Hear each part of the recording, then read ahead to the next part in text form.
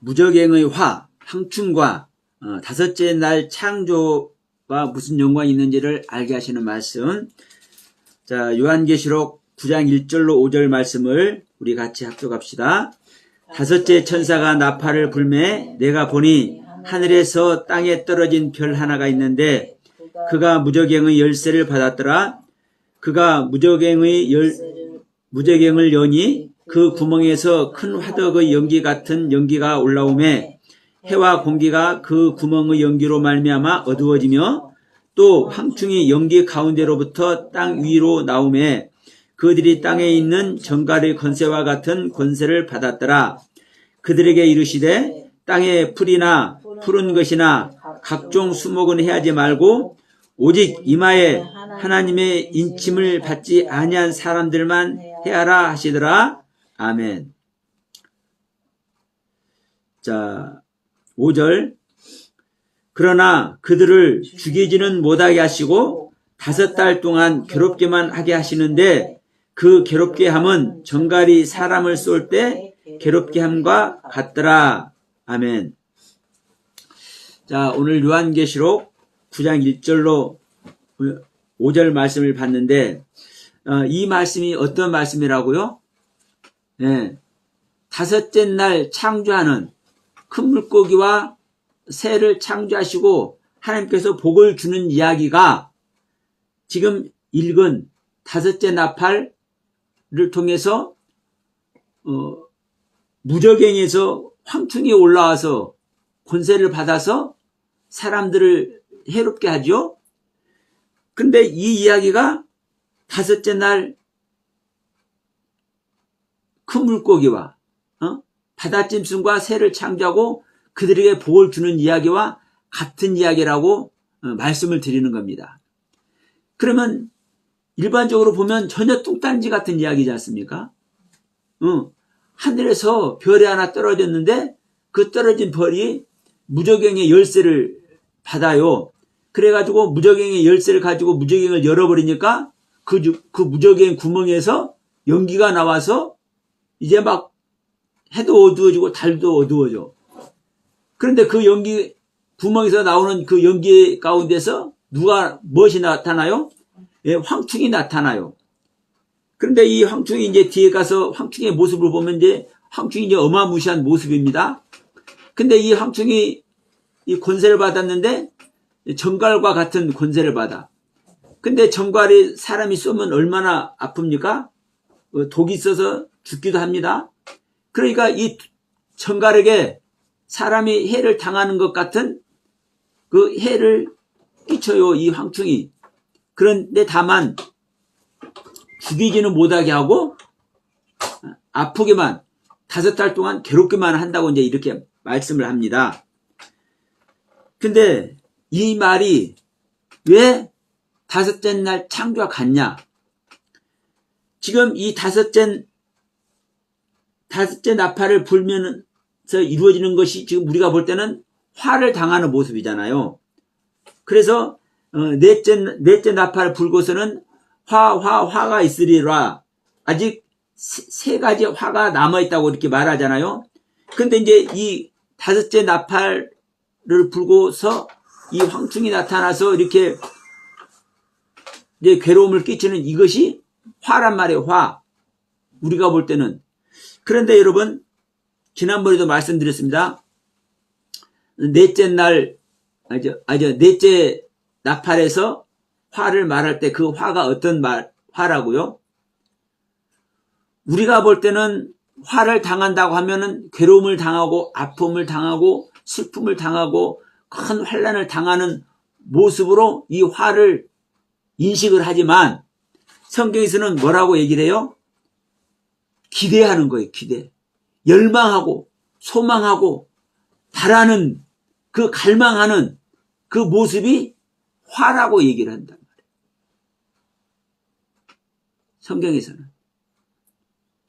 그러면 자, 우리 한글로 어떻게 써있든 간에 성경 원문의 뜻을 성경 원문에 기록된 하나님의 그 가르침을 우리는 따라야 되겠죠?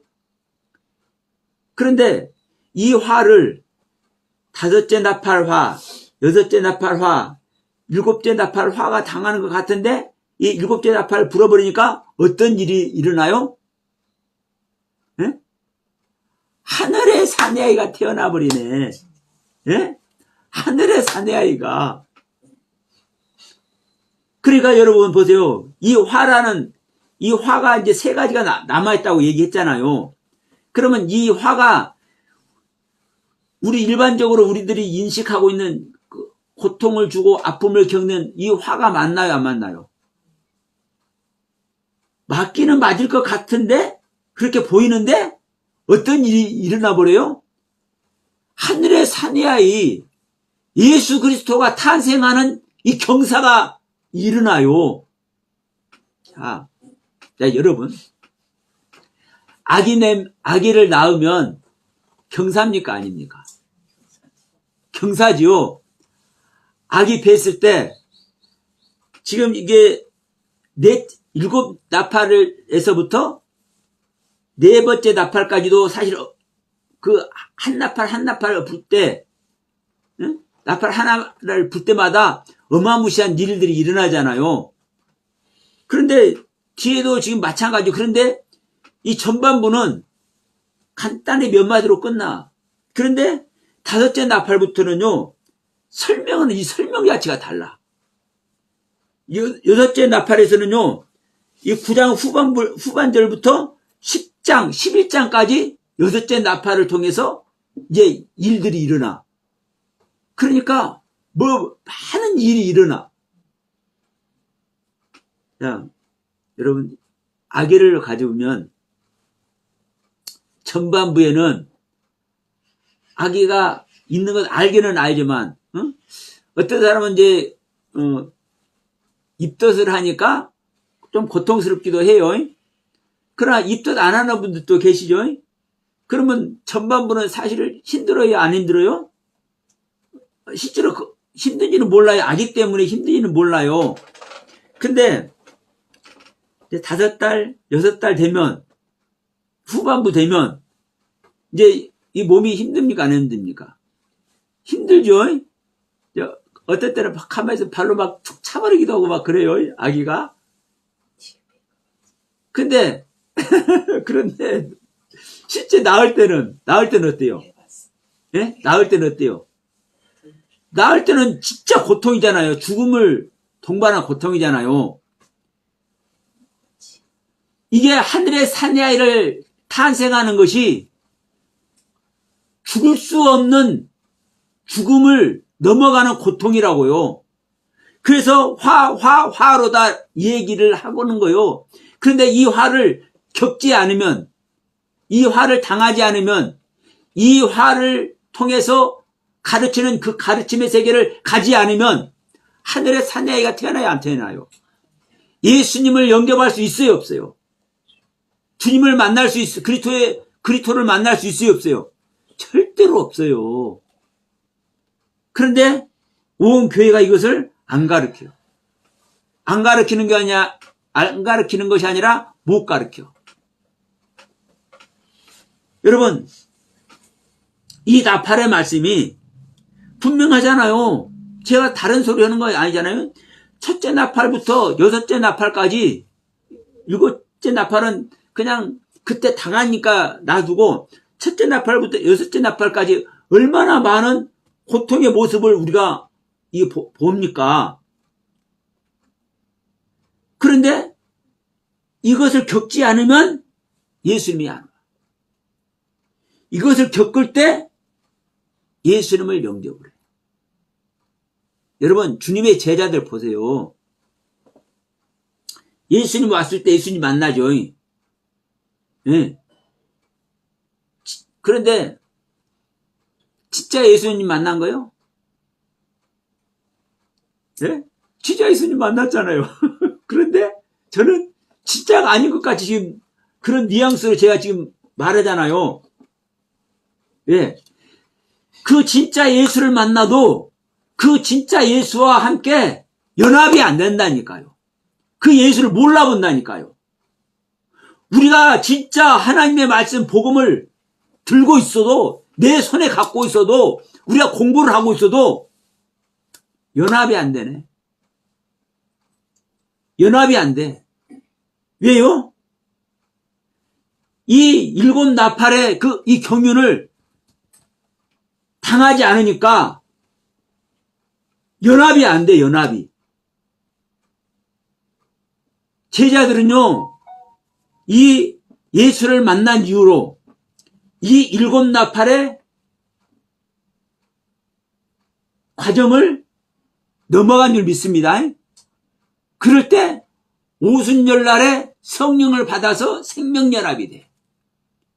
오순절날에 성령을 받기 전에는 진짜 예수를 만나고 진짜 예수의 제자가 되었지만 이 제자들이 그 예수님과 연합이 되어야 안 돼요. 명심하세요. 오늘날 기독교가 다 여기에 있는 거예요. 진짜 예수를 만났는데 이 진짜 예수와 연합을 안 되네? 우리 누가복음 13장 잠깐 갑니다. 여러분, 우리가 한 말씀 한 말씀이 정말 중요한 거예요. 누가복음 13장 자 25절.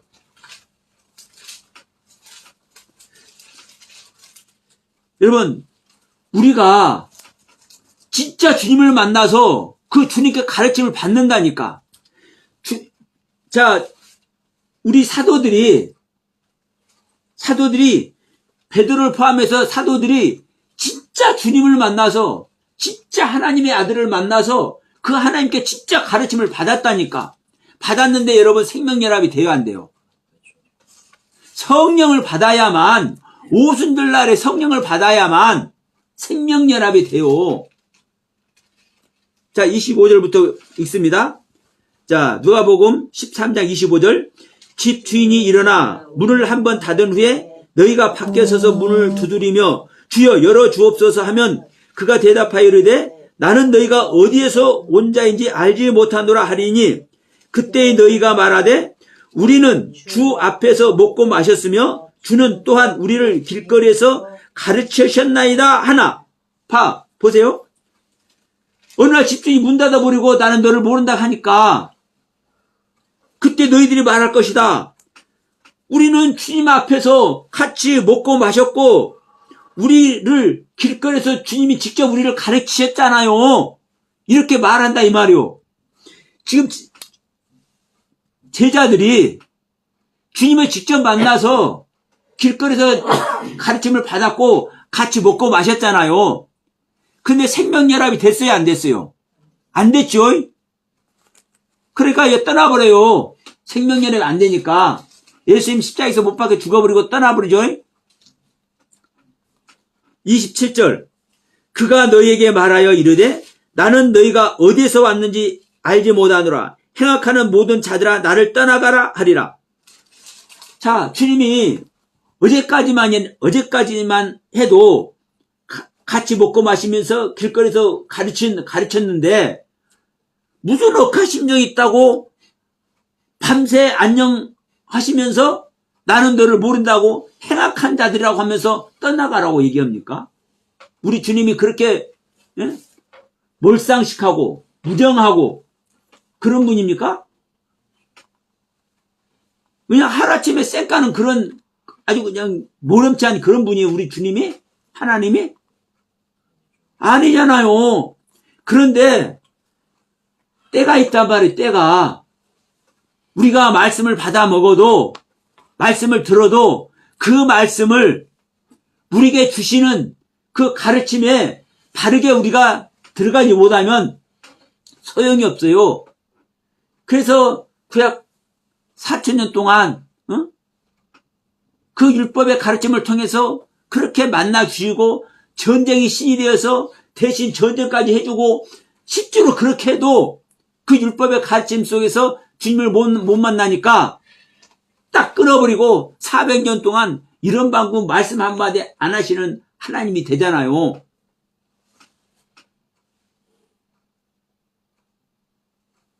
그래서 어느 날 다시 오시는 겁니다.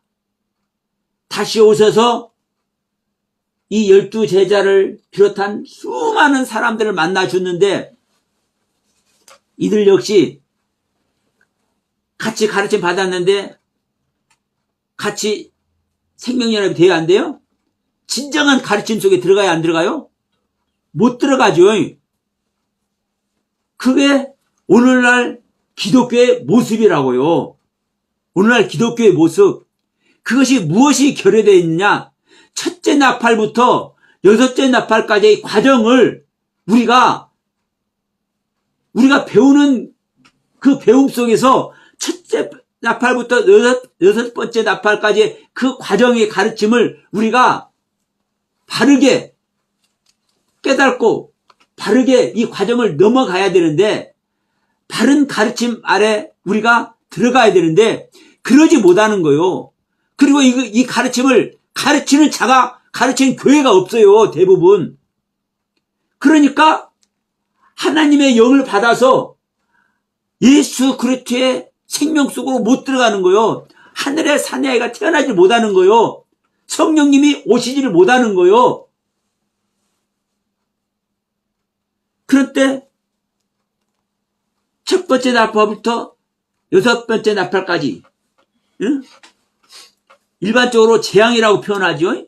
그리고 첫 번째 나팔부터 여섯 번째 나팔까지 이 나팔의 말씀을 보더라도 실제 재앙의 모습입니까, 아닙니까?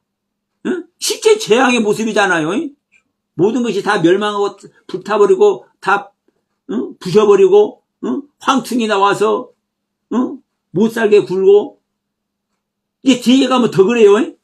그러니까 이 모습이 고난당하는 모습이잖아요. 이게 십자가의 모습이에요. 예수님께서 이 땅에 오셔서 고난당하는 모습이기도 해요. 어떤 사람 눈에는 예수님께서 이 땅에 오셔서 호의없이 하는 것 같이 보일 수도 있어.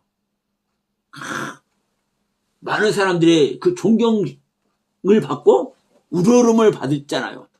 야, 오병이어의 기적을 일으킬 때 그 주님을 얼마나 우러봅니까? 이런 모습을 보면 막 병든 자를 고치고 이럴 때 얼마나 그 존경의 모습으로 보겠어요, 많은 그 군중들이.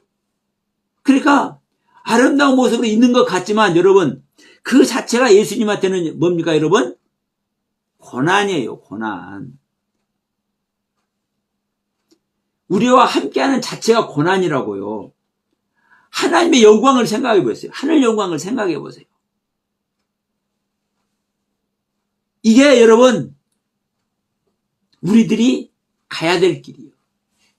그래서 우리가 주님과 동행하지 않으면 주님의 아들이, 하나님의 아들이 절대가 될 수가 없어요. 주님과 동행하려면 내 자신을 부인하고 나의 십자가를 져야만 우리는 주님과 동행할 수 있어요. 이게 첫 번째 나팔부터 여섯 번째 나팔까지의 이 고난의 과정이에요. 고통의 과정.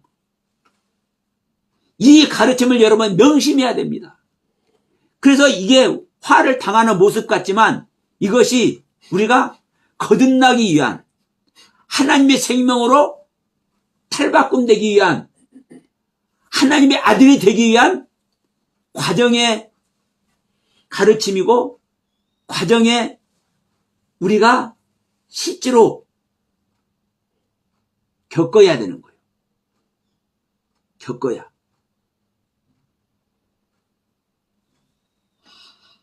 자,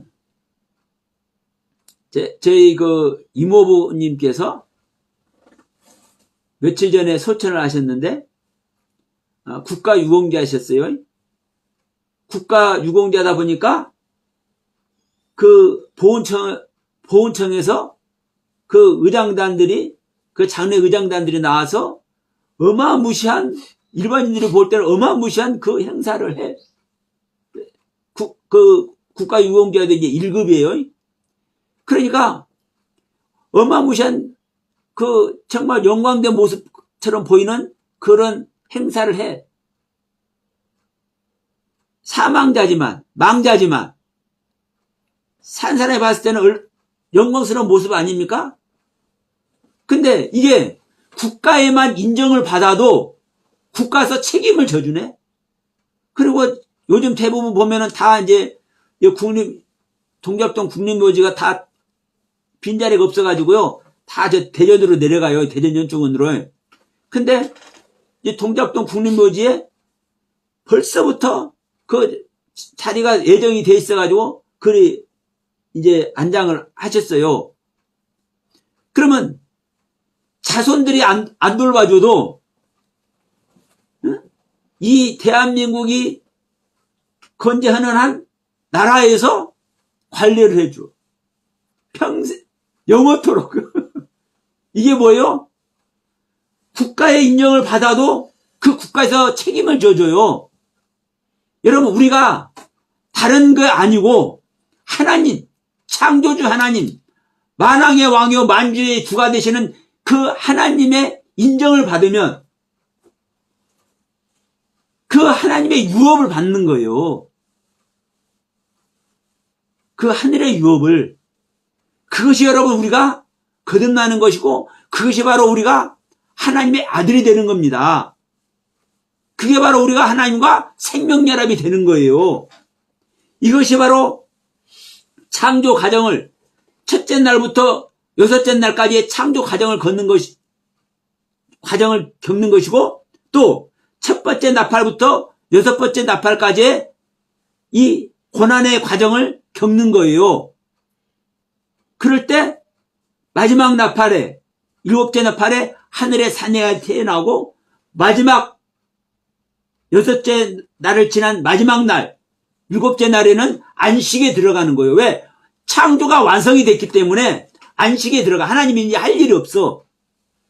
여러분 우리가 이 땅에서 부활 생명이 될 때 창조가 완성이 될 때 우리는 살아있지만 육신을 갖고 있는 살아있는 존재지만 우리는 안식에 들어가는 줄 믿습니다.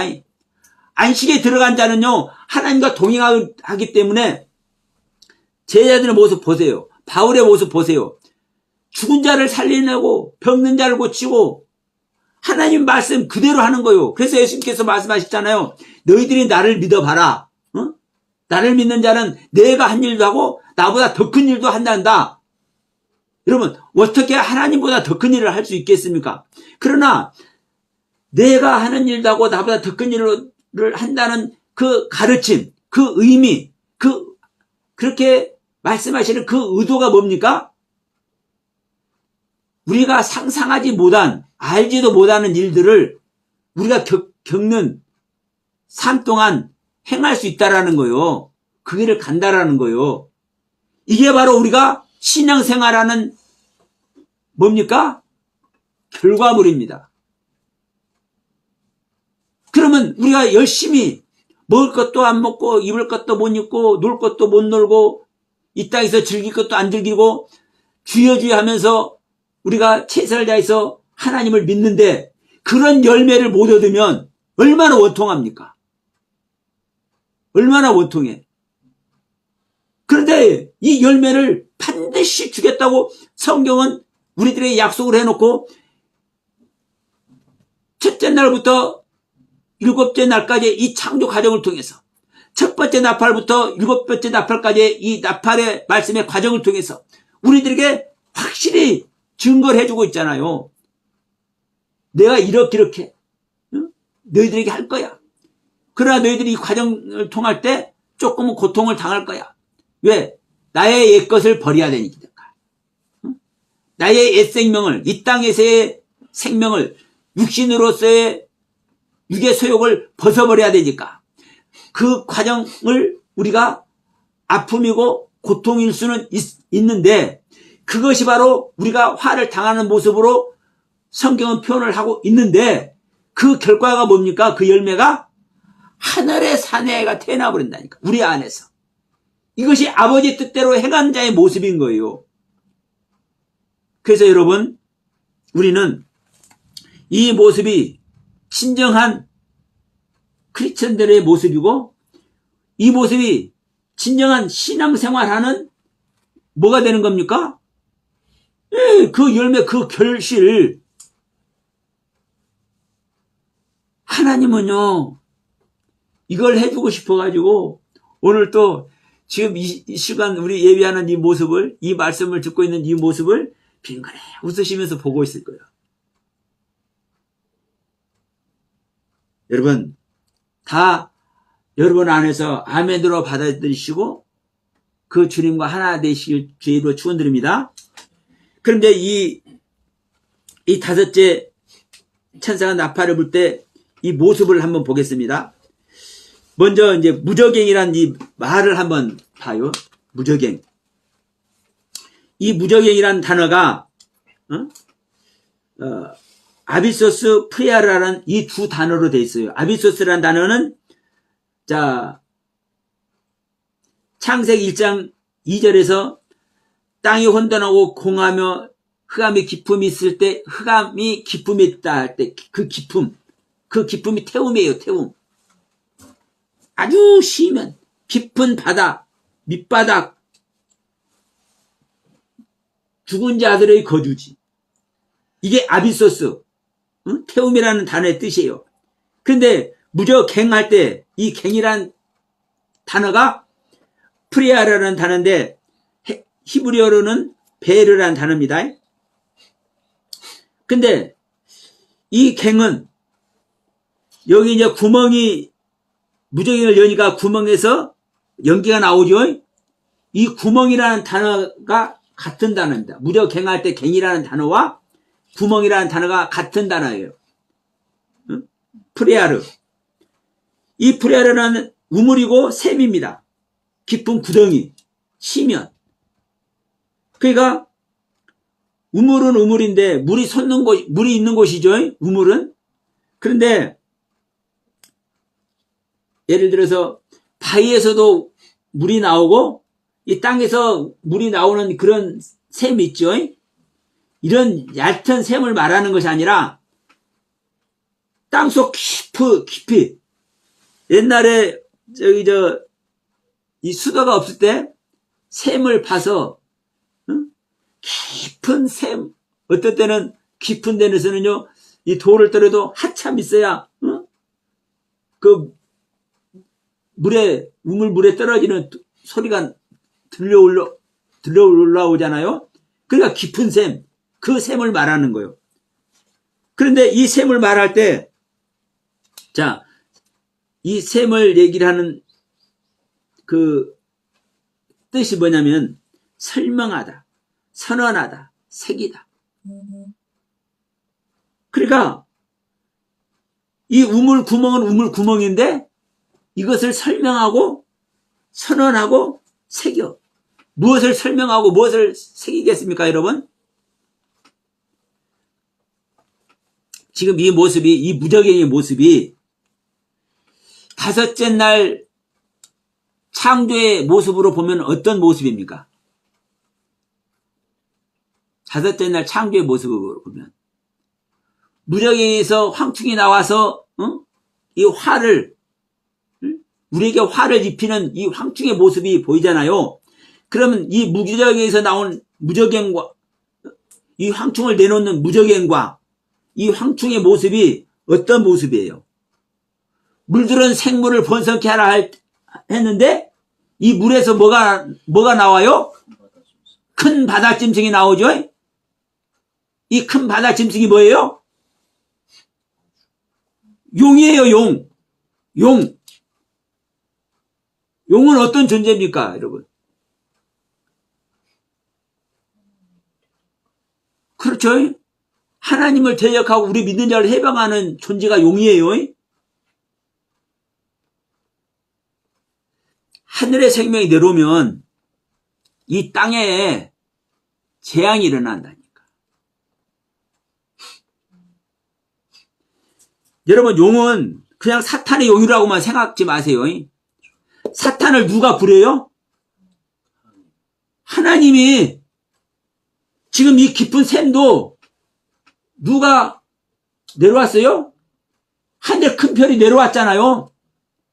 하늘 큰 별이 떨어져가지고 그 하늘에서 떨어진 별이 무저갱의 열쇠를 받아가지고 열잖아요. 그러면 지금 이 모습 자체가 어디의 말씀으로 지금 하고 있는 겁니까?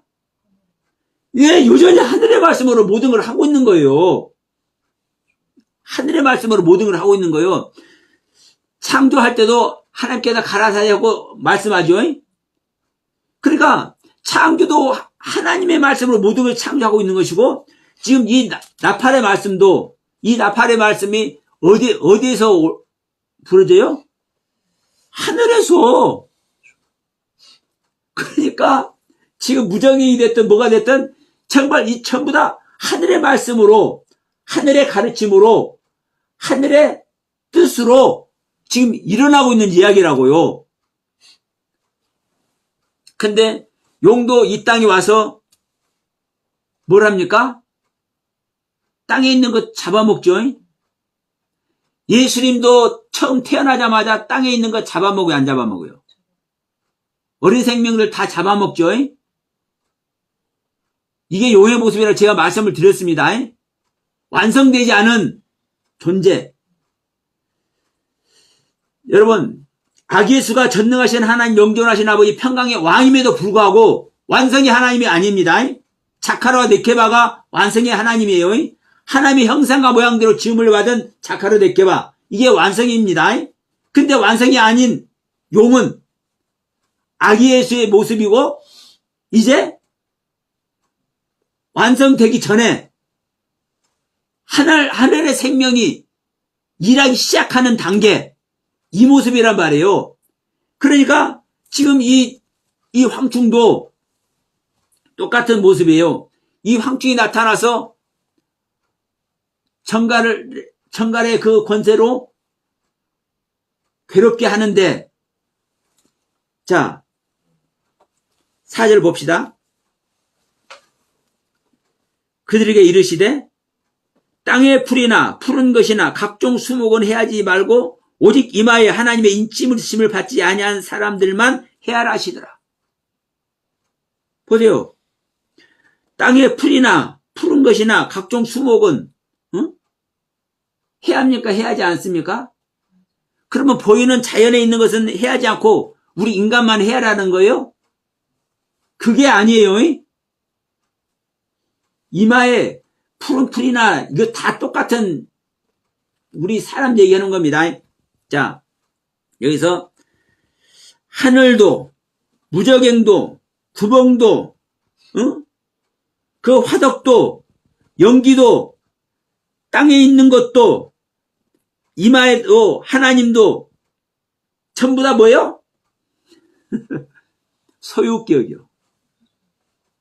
하늘도 소유격, 무저갱도 소유격, 구멍도 소유격, 연기도 소유격, 화덕도 소유격, 땅도 소유격.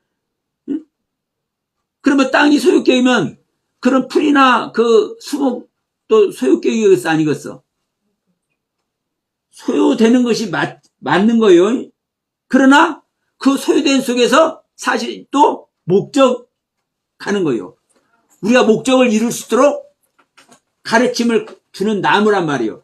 자, 에치라는 나무가, 에치라는 나무의 뜻이 뭐라고 그랬습니까? 예, 은은하고 조언하고 상담하고 충고하는 나무라고 얘기를 했죠. 가르침을 받는 모습이잖아요. 그러니까 하늘의 가르침을 통해서 지금 신앙이 진보하는 모습을 얘기를 하고 있는 거예요. 그럼 여기서도 보세요. 해야 하는 것이 있고 해야지 않는 것이 있죠. 그러면 어떤 모습이 여러분 연상이 됩니까? 그 전에 우리 출애굽기 할 때, 애굽 땅에서 10대 재앙을 일으킬 때 한번 그때 생각을 해보시면 맞을 거예요. 하나님께서 애굽 땅에 10가지 재앙을 내리는데 히브리인들에게는 그 재앙이 임해야 안 임해요? 애굽 사람들에만 임해요. 같은 애굽 땅에서도 이스라엘 사람들에게는 재앙이 임하질 않아. 그리고 애굽 사람들에게만 재앙이 임해. 다시 말하면 애굽 사람들은 이마에 하나님의 인침을 받고 있지 않는 사람들이에요. 근데 이 히브리인들은 인침을 받고 있는 사람이죠. 그러니까 이제 어떤 모습입니까? 풀의 모습이고 초목의 모습이고 수목의 모습이고 이제 사람 되기 전에 이제 갓 씨를 심는 하나님의 그 가르침을 받는 하나님의 가르침을 받기 시작하는 그들의 모습을 풀로 채소로 이런 초목으로 수목으로 이렇게 표현을 해놨단 말이에요. 그러니까 풀이나 땅에 있는 풀이나 이런 것들은 해하지 말고 이마에 인치지 않은 것들만 인치지 않는 사람만 해야라고 얘기를 하죠. 그러니까 지금 이걸 하나하나 보더라도 어떻습니까? 우리가 구원받기 위한 여정이죠. 히브리인들이 애굽에 있던 히브리인들이 그 하나님의 가르침을 쫓아서 그 하나님을 따라서 그 애굽 땅을 나올 수 있고 그 애굽 땅을 탈출해서 가나안 땅, 약속의 땅에 올 수 있는 것이죠. 그것이 바로 여러분 사망의 땅을 벗어나는 거예요. 우리 육의 생명을 벗어버리는 거예요. 그럴 때 하늘의 생명, 하늘의 사내가 탄생하는 거예요. 이것이 일곱 나팔의 말씀을 통해서 우리들에게 주시는 교훈이거든요. 그러니까 여러분, 우리가 이 다섯째 나팔, 무적행, 이 무적에서 나오는 화, 그러니까 무적행이라고만 보면 쉬면 죽은 자들의 거처, 어마무시하고 이 무적행에서 나온 연기와 같이 무적행에서 나온 이 누구? 황충. 이 황충이 권세를 받았는데 정갈의 권세를 받았어. 이 정갈이 이 정갈이라는 놈이 독이 아주 무섭잖아요.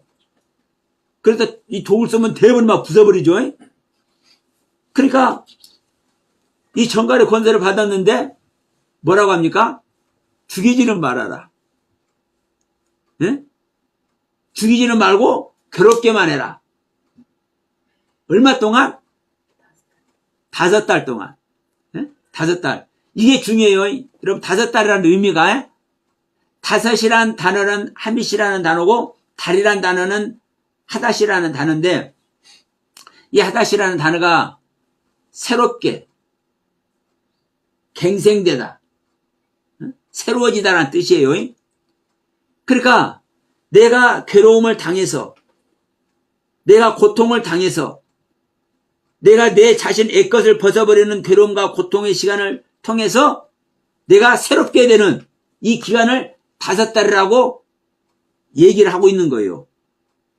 이 5달이라는 의미가 한마디로 내가 새로운 새 사람,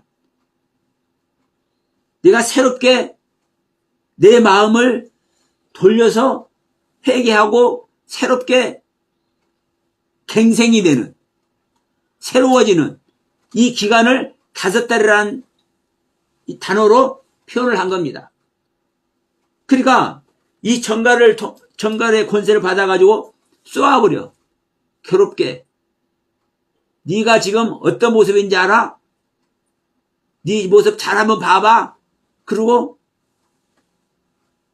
고통 속으로 들어간단 말입니다. 근데 이 고통 속에서 괴로움을 당하지만 이 5달 동안 이 괴로움을 당하면 어떤 모습이 돼요? 새로운 모습이 되는 거예요. 새로운 모습이 되니까 마지막 나팔에 하늘의 사내가 탄생이 되잖아요. 그러니까 이게 지금요 거듭나는 모습이라고요. 산모가 아기를 탄생하기 위해서 상고를 겪는 배 이만해가지고 뒤뚱거리면서 내가 해보질 않았어도 내가 옆에서 시주고 들어봤어. 그러니까 이 모습이잖아요. 그러니까 우리가 이 모습을 통해서 구구절절히 지금 설명을 하고 있는 겁니다. 아까 셈이라는 단어가 뭐라고 했습니까? 설명하다, 선언하다, 새기다라는 그 뜻을 가지고 있다고 얘기했잖아요. 무적행의 갱이. 그러니까 우리가 하늘의 말씀을 받아서 우리가 그 말씀의 가르침 속에 들어가면 어떤 일이 일어나요? 구원의 길로 인도되는 일이 일어나요. 근데 이 하늘의 가르침이, 이제 중요한 것은 이 부분입니다. 이 하늘의 가르침이 우리가 일반적으로 하늘의 가르침이라고만 생각하면 영광된 모습, 기쁨의 모습, 즐거움의 모습만 하늘의 가르침이라고 생각하기 쉬워. 그런데 여러분 보세요. 하늘의 가르침이 기쁨과 즐거움과 영광의 모습으로만 다가와요? 아니요. 아픔의 모습으로 와요. 고통의 모습으로. 왜? 하늘의 모습과, 다시 한번 얘기할게요. 하나님이 생각하는 것과 내가 생각하는 것 차이가 얼마나 있을까요? 네? 세상 말로 하늘과 땅 차이죠. 그러면 하늘의 메시지가 나에게 올 때 하늘의 메시지는요, 바뀝니까? 안 바뀝니까? 절대로 안 바뀌어요. 하늘의 메시지는요. 하늘의 메시지가 땅의 모습 되는 게 아니에요. 하늘의 메시지가 와서, 하늘의 가르침이 와서 땅의 것들을 어떻게 해서 회개시켜서 땅의 모습을 바꾸게 해서 이 땅의 모습이 하늘되게 만드는 거예요. 이게 구원이에요. 그러니까 여러분 보세요. 하늘의 메시지가 올 때 땅의 것들은요, 고통을, 아픔을 안 겪길래 안 겪을 수가 없는 거예요. 왜? 생각 자체가 틀리기 때문에. 관점 자체가 다르기 때문에. 그래서 여러분, 이 말씀을 들어도 많은 사람들이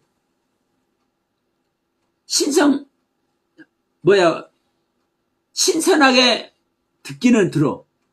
그런데 십자가의 길을 가고자 하는 사람이 많아요? 적어요?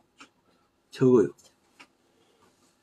어느 목사님이, 제 아는 목사님이 고백을 해요. 솔직히 나는 욥과 같은 고난 받으라고 하면 나는 못 간다. 그게 정말 나는 진솔한 고백이라고 봐요. 우리가 구원받는다고 하는데 욥과 같은 과정을 겪어야만 구원받는다면 나는 사실 구원받을 존재가 아니다. 그리고 나는 그렇게 할 수도 없대. 자기는 그런 사람이 아니니까. 여러분, 이렇게 고백하는 목사님도 계셔요. 그런데 그 과정이 하늘의 것을 받으려면 땅의 것을 받으려면 땅의 것들이 부인돼야 되고 땅의 것들이 깨트려야 되고 땅의 것을 벗어버려야 되는데 이게 고통과 아픔이 안 되겠습니까? 고통과 아픔이 될 수밖에 없어요. 그러니까 우리가 하늘의 가르침을 받으면 구원의 길로 가는데 이 하늘의 가르침이 기쁨과 즐거움과 감사와 영광의 그 모습으로 우리에게 다가오는 것이 아니라 고통과 아픔과 슬픔의 모습으로 우리에게 다가와지는 거예요. 문제는 이것이라 이 모습 자체가 첫째 나팔부터 여섯째 나팔까지 이 나팔의 말씀이라고요. 재앙의 모습으로 다가오는 하늘의 메시지. 이게 여러분 오늘날 저와 여러분들에게 주시는 하나님의 메시지고 그 하나님의 가르치는 것을 온전히 깨달으시고 이 안에서 여러분 기도하시고 이 안에서 그 주님의 음성을 듣는 여러분 되시길 주의 이름으로 축원드립니다. 그래서 우리는 이 가르침, 하늘의 가르침을 받아야 되는데 하늘의 가르침을 그대로 받지 못하면 우리는 멸망의 길을 가는 거예요. 자, 신명기 28장 우리가 그전도 말씀드렸죠. 신명기 28장 1절로 14절까지는 이렇게 하면 내가 축복하겠다라고 한 말이고 15절부터 68절 말씀까지는 장장 54절이나 이렇게 하면 내가 저주할 거야 이렇게 말씀하는 거요. 그러니까 내가 이렇게 하면 내가 너를 축복할 것이다는 1절부터 14절까지 몇 개 안 되고 네가 이렇게 하면 내가 너를 저주할 거야 라고 한 말씀은 15절부터 68절까지 장장 54절이나 돼. 근데 여러분 이게 똑같은 말씀인 거예요. 왜냐하면 내가 이렇게 하면 축복할 거야 이 말씀을 주셨는데 그렇게 안 하면 어떻다는 겁니까, 여러분? 그렇게 안 하면 저주죠. 너희들이 이렇게 하면 내가 축복할 거야. 그런데 그 축복의 가르침을 우리가 듣지 않았어. 그러면 뭐예요? 축복의 저주예요. 저주죠. 여러분 저주의 말씀도 마찬가지예요. 너희들이 이렇게 하면 내가 너희를 저주할 거야. 너희들 이렇게 안 하면 내가 너희들 저주할 거야.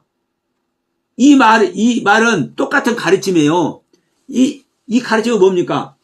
내가 너희들 이렇게 하면 널 저주할 거야 할 때 그렇게 안 하면 뭐 하는 겁니까? 축복하는 거죠. 그리고 너희들이 이렇게 안 하면 내가 너를 저주할 거야 그러면 이렇게 안 하면 저주한다고 그랬을 때 이렇게 해버리면 어떻게 하는 겁니까? 축복하는 거죠. 그러니까 신명기 28장 1절로 14절 말씀이나 15절로 68절 말씀이나 똑같은 말씀이에요, 여러분. 중요한 것은 뭐냐? 그 하나님의 가르침, 그 하나님의 가르침을 주는 그 메시지의 방향, 그것은 무엇을 말하고 있습니까? 축복이 됐든 저주가 됐든 구원이 됐든 멸망이 됐든 이 성경 전체 이야기가 무엇을 위해서 우리들에게 주고 있는 거예요? 우리들을 구원시키기 위해서 이 말씀을 주고 있잖아요. 이 성경 전체 가르침 자체가 구원의 말씀이든 저주의 말씀이든 불평하는 말씀이든 은혜로운 말씀이든 모든 말씀들이 결론은 우리에게 무엇을 주기 위해서? 구원을 주기 위해서. 하나님은 멸망을 말하고 저주를 말하고 불평 불만을 말씀하는 이 내용도 우리를 실제로 멸망시키고 저주하기 위한 목적을 가지고 그렇게 말씀하는 겁니까? 네? 나는 진노의 하나님이다. 나는 시기하는 하나님이다. 이런 말씀을 할 때 하나님이 우리를 시기해서 우리를 저주해서 우리를 멸망시키기 위한 목적을 가지고 이런 말씀하시는 거예요? 아니잖아요. 하나님은 모든 자들을 하나님의 영상과 모양을 하고 있는 모든 자들을 하나님은 구원하기 위해서 구원을 목표로 삼고 모든 가르침의 말씀을 해주고 있단 말입니다. 축복의 말이든 저주의 말이든 멸망의 말이든 구원의 말이든.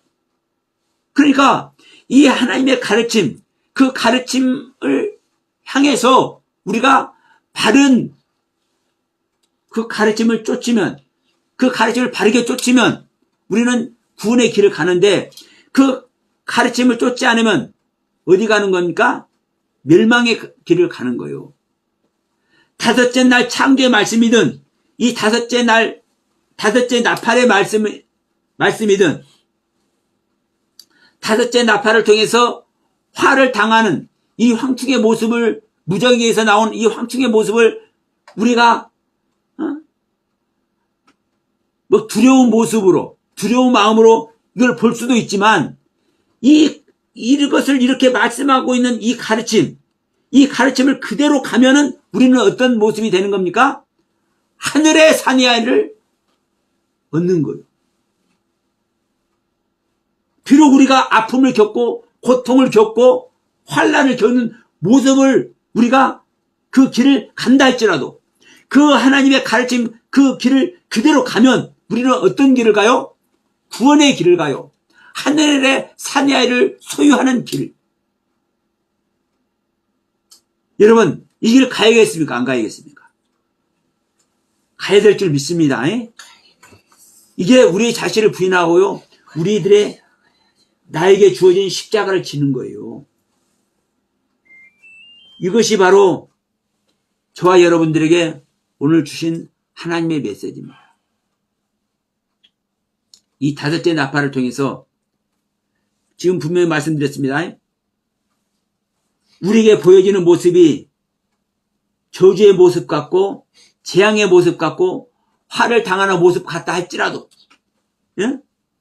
이런 표현으로 가르치는 그 하나님의 가르침을 그대로 바르게 쫓으면 우리는 구원의 길을 가는 것이고, 그 하나님의 가르침을 바르게 쫓지 않으면 우리는 멸망의 길을 가는 겁니다.